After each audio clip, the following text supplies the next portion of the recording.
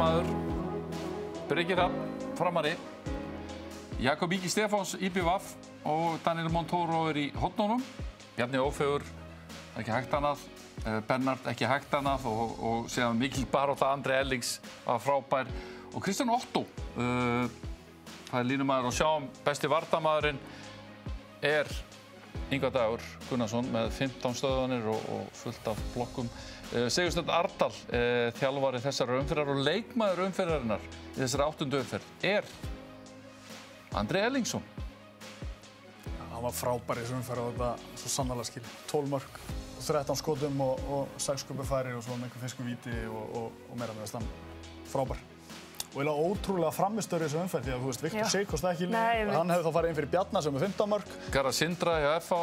Já, Magnús Óli við 10. Magnús Óli. Þú veist, þetta var magna. Ég má líka Brynjar Hólm fyrir norðan, sko. Þannig að það var nóg að taka þarna.